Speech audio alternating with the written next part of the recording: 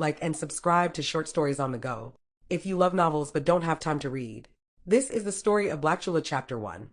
Nightfall in the Bronx, in the heart of the Bronx, where streetlights flickered like fireflies and the sound of hip-hop echoed through the alleyways, lived Blackchula, a vampire with a penchant for trouble.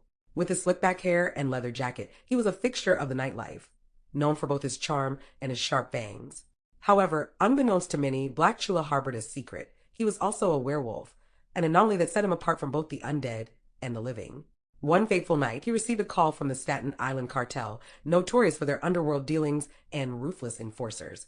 Blackchula's heart raced with anticipation and a hint of dread. He had heard whispers about the cartel's affairs, and now he was about to dive into the thick of it. Arriving at a dilapidated warehouse, he felt the tension in the air, thick enough to cut with a knife.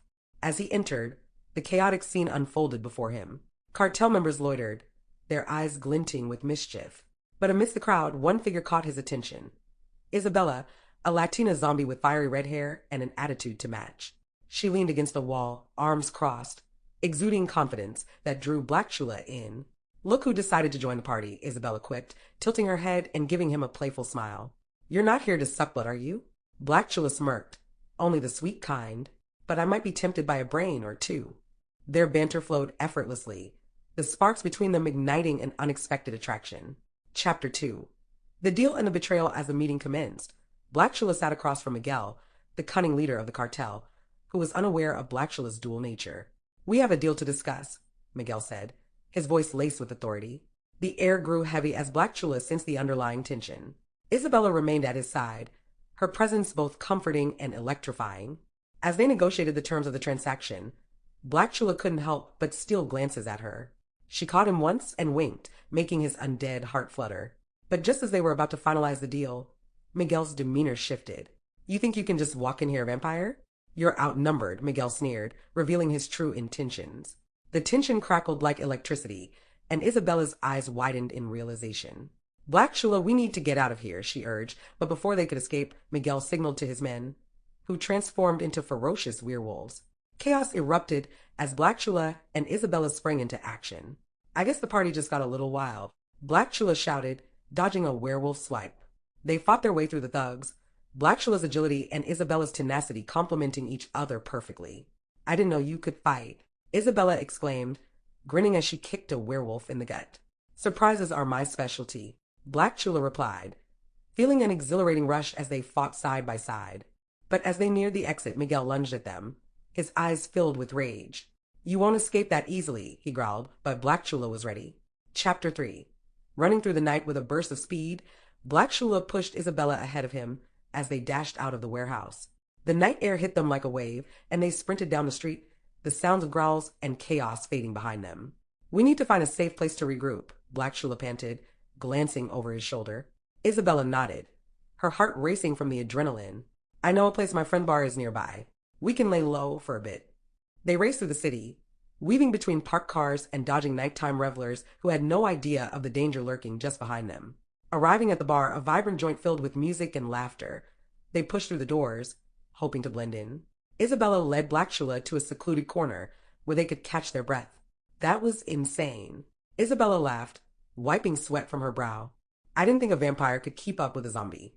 Blackchula smirked, leaning back in his chair. "You'd be surprised what I can do. But I have to admit, you make a pretty good partner in crime." Their eyes locked, and for a moment, the chaos outside faded away. The connection between them deepened, and Blackchula felt something he hadn't experienced in a long time: hope and companionship. "Why did you get involved with the cartel?" Isabella asked, breaking the moment. "I thought vampires were supposed to be loners." Blackchula sighed, running a hand through his hair. "I thought I could handle it, but I underestimated them. And now it's put you in danger too." Chapter 4. The plan. After a few moments of contemplation, Isabella leaned forward, her eyes sparkling with mischief. "What if we turn the tables on Miguel? If the entire cartel is werewolves, we could use that to our advantage." Blackchula raised an eyebrow, intrigued. "What do you have in mind?" "We need to gather intel on their operations and find out where they're hiding," Isabella suggested. "With your vampire skills and my unique talents, we could infiltrate their ranks." Blackchula grinned, appreciating her boldness. "I like the way you think, but we need a plan." Over the next few hours, they plotted their strategy, blending humor and banter with serious discussions about how to take down the cartel. "We could dress you up as a werewolf," Blackchula joked, making Isabella laugh. "Please, I'm fabulous just the way I am. You'll just have to keep up." As the night wore on, they shared stories of their past, their dreams, and their fears. Blackchula found himself drawn to Isabella in ways he never expected. She was fierce, witty, and unafraid to speak her mind, a stark contrast to the darkness he often felt. "You know, I never thought I'd find someone like you in the midst of all this chaos," he admitted, his voice sincere. "Neither did I," Isabella replied, her expression softening. "Maybe this craziness is what we both needed."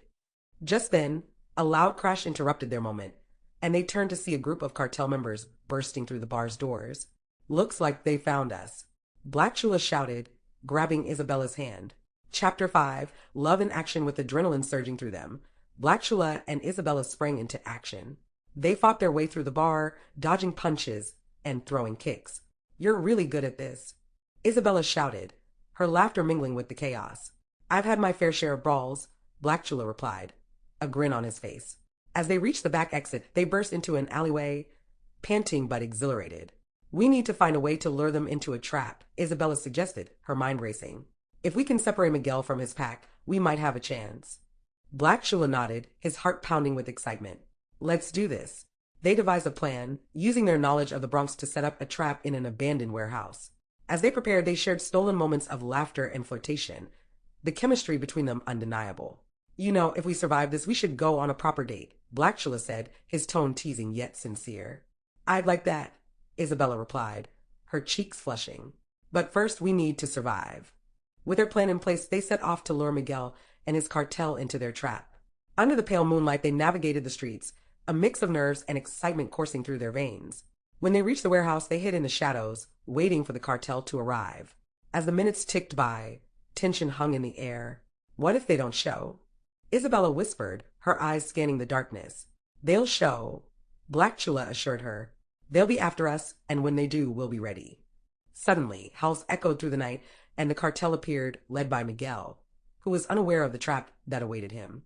Blackchula and Isabella exchanged determined glances.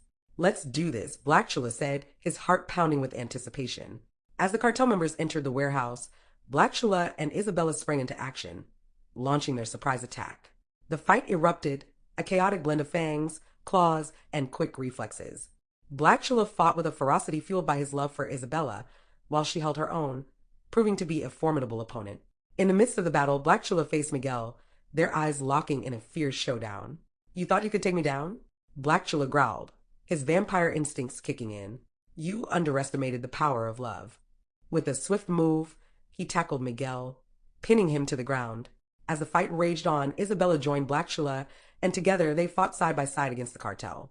Their synergy was undeniable, each move complementing the other as they took down their enemies one by one. "We make a pretty good team," Isabella shouted, landing a powerful kick that sent a werewolf sprawling. Finally, they cornered Miguel, who glared at them with fury. "You think this is the end?" he spat. "I'll come back stronger." But Blackchula stepped forward, a fierce determination in his eyes. "Not if we have anything to say about it." With one final push, they overcame Miguel, and the remaining cartel members fled, their reign of terror shattered. Exhausted but victorious, Blackchula and Isabella stood amidst the chaos, their hearts racing from the adrenaline and the thrill of their triumph. As the dust settled, Blackchula turned to Isabella, his expression softening. "I couldn't have done this without you." Isabella smiled, her eyes sparkling. "And I couldn't have asked for a better partner in crime." In that moment, amidst the wreckage of their battle, they realized that love had bloomed in the unlikeliest of places, binding them together in a way neither had anticipated.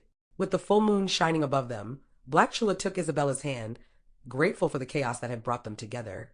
"So, about that date," he started, his tone playful. "I think we've earned it." Isabella laughed, her heart lighter than it had been in ages. "Let's make it a night to remember." And so, as they stepped out into the night hand in hand, they knew that their story was just beginning, one filled with love, laughter, and the endless possibilities that awaited them in the Bronx.